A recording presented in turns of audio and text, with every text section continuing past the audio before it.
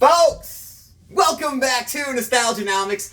I love making videos like these because if you remember last year, all the negative content creators were talking about how bad the Pokemon and collectibles market was, and they were showing all the downward trending charts. They were talking about how weak the economy was and how consumers don't have money to spend on collectibles and they're having to cut it out of their lives. And a lot of them gave negative predictions for 2024.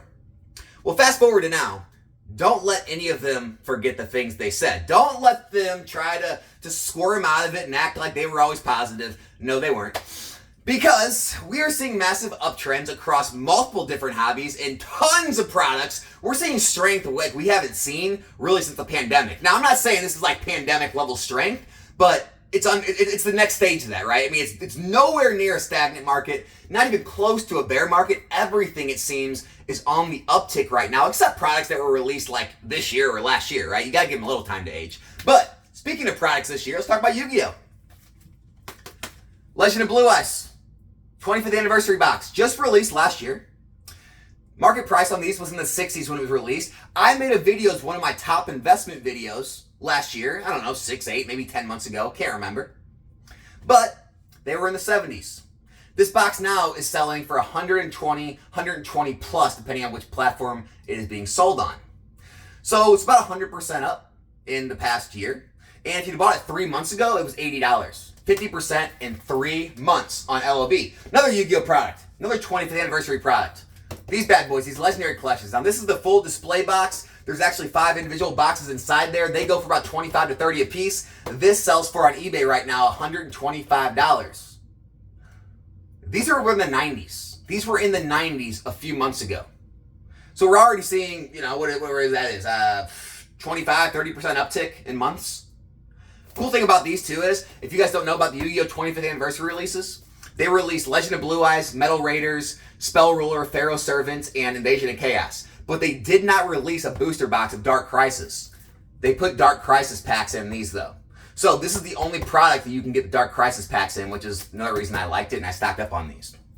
Moving on to the One Pieces. Oh, the One Piece. So they released the news they were going to reprint the sets. Here's the issue, right? Of course, it did some damage. A lot of them dropped 10, 20, even 30%, some of them. And so it did some damage on the prices, but it didn't crash them. Also, the next two sets, OP6 and OP7, OP7 is pushing $200 a box. OP6 is in the 240s pre-release. So let me get this straight. Bandai is going to reprint the older sets, but they can't even print enough of the new sets to give the stores enough allocation to get to all the customers that want it, so they're already in the 200s. Does that make any sense to you? Do you think they're really realistically going to be able to reprint everything all the time? There's just too much demand for this stuff right now. And so Bandai's got a lot of card games. I'm sure they got their printers working overtime. They got to constantly print this, print that. We'll see. We'll see what happens. I don't know how bad the reprints are going to affect the older One Piece products. I don't know if they are going to eventually get these print runs higher. But for right now, the steam engine is still going. Nothing's stopping. One Piece is still full force ahead.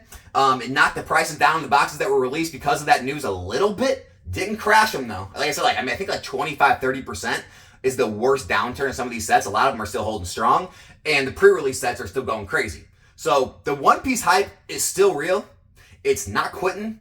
And I'm going to tell you right now, whatever happens with all these reprints, if this game stands the test of time, if this game is around in 5 years plus, I don't see any one of these sets not being hundreds of dollars. Romance Dawn, Paramount War, OP5, they could be thousands, or at least over 1,000. Look, not trying to give you unrealistic expectations. I'm just telling you, for a new TCG to stand the test of time, I don't know what it's going to mean for their first 5, 10 sets. Those could be into outer space. Going into Pokemon, let's talk about a few things. Charizard UPCs, pushing 120 a box. 120. Remember that junk product that was in the 80s and no one wanted it and everyone said it was never going to move, like they said about Chilling Reign and Fusion Strike and everything before it? Yeah, so you could have bought it for $80. Now it's 120. That's a 50% gain if I'm doing my math right. Not too shabby. Other than Scarlet Violet era stuff, even Scarlet Violet era Paldea, back over $100. City and Flames, back over $100. Even Scarlet Violet Base and Paradox Rift continue to sell cases and boxes the day. They're getting ripped in masses. Wouldn't be surprised to see those boxes in the 90s and maybe hundreds by the end of the year. 151's holding strong. They're most likely going to reprint it. Don't know when it's coming, but it's still holding strong. Paladin Fates is starting to lose some of its luster. Everyone got their opening out of their systems. They're starting to release new products, and so the ETBs are starting to stagnate. It's normal, guys. Like I said, brand new products. You can't look at brand new products and think that decides the market. You got to look at things that are at least, 2 years, 3 years old. That gives you an idea of price appreciation. So let's talk about it. Silver Tempest continues to rise. Lost Origin continues to rise. Astral Radiance, brilliant. All these are continuing to rise. Not only that, we're starting to see case premiums. Usually, you don't see case premiums until items get pretty old and very scarce, and people they seek after that sealed case and all those fresh mint boxes. What is a case premium? That's when you pay more for a sealed case than you pay for 6 individual boxes. People like the cases. And we're already seeing it with Astral Radiance. You can find these boxes in the 130s, even $140 a box, but the lowest cases are selling for $900. Case premium, that's $150 a box. Same thing with Fusion Strike. Fusion Strike, you can get on Pokemon Center for 140s, but we're seeing cases sell for like, 1,000 plus sometimes. Chilling Rain, huge case premium right now. Those boxes are $175. The lowest cases are like 1,100 plus. Go figure. So 175 times 6 is only $1,050. People are paying up for the cases. Evolving Skies, it's got a little bit of a case premium. And so we're seeing that. We're seeing less and less supply. Also, I've talked to multiple people. I've even tried to make trades recently. People are holding on to these sets. They're not letting them go. They don't care. They don't want your Sun and Moon boxes. They don't want your XY boxes. They don't want Scarlet and Violet. They don't want your slabs. They want to hold on to all these Sword and Shield Alt Art sets, right? The players, they're not letting go of them. And so you're continuing to see the market contract on the supply. You're not seeing very much supply hit the market. You're continuously seeing sales, and that's why the prices are going up. No, there's not manipulation. No, there's not buyouts. It's mass amounts of people want the product, and the mass amounts of people that have the product do not want to sell it. They don't want to let it go. They know where it's going. It's going higher. So that's what's happening all across the markets right now, guys. We're seeing strength. We're seeing popularity. We're seeing demand. People want this stuff. We're seeing tons of singles recover from their dips they saw after the pumps. They're reaching new highs. They're going back to their old highs.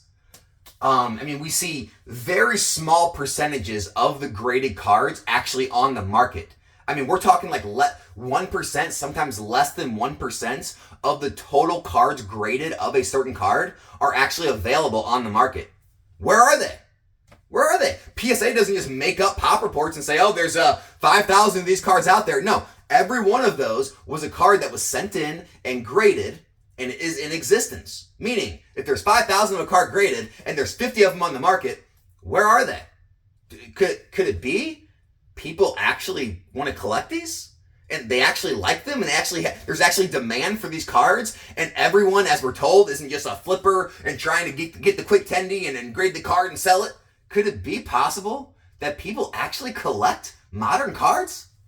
Shocking, right? Is everyone shocked? I'm shocked. I know. And so we're seeing less and less supply of these things. And of course, there's going to be ebbs and flows. We can see times in the future where there's a higher supply because there's a lot out there. Can't deny that. There's a lot of those cards out there. They can't always come on the market if people want to, dump out at a certain time.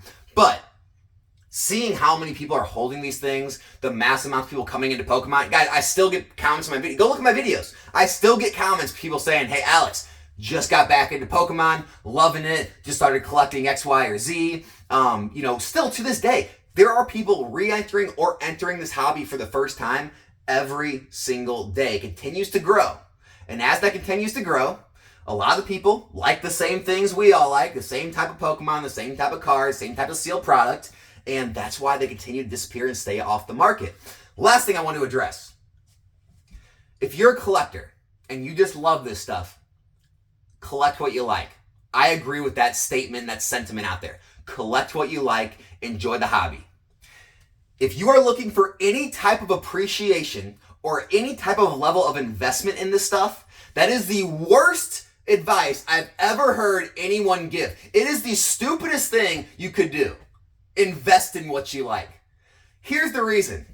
What you like doesn't mean it's what everyone else likes. A lot of people have really niche things they like. What if you like just collecting energy cards? I just want to collect all the energy cards. What are you going to do when you go to sell those? You're going to get 0.25% cents on your bulk energies. That's it. And maybe some of the hollow energies, reverse hollow energies, they have some value, but look, or maybe you just like the art. You just like these cool uncommons or these cool commons, the rares. Oh, I like the reverse foiling, the reverse hollows. Look, there's a good chance none of those are going to gain value. And yeah, you got a cool collection. It's cheap to build, cool. But don't fool yourself into thinking if I just invest in what I like, then enough other people will like it too, and they'll pay more for it down the road.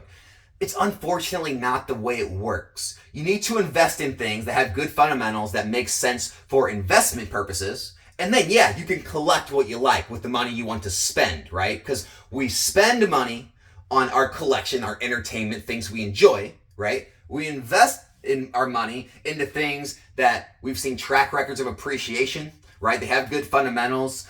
They have large amounts of demand and popularity. Things that have, either low supply or a higher popularity and demand of the supply. Things like sealed product that always reduce supply every day. And so those are the things I like to invest in, right? But hey, look behind me. I got collection. I mean, I'm not investing in Yu-Gi-Oh, Egyptian God cards. I'm not investing in an EV Max from Shining Fates, right? I'm not investing in this stuff. I just like it.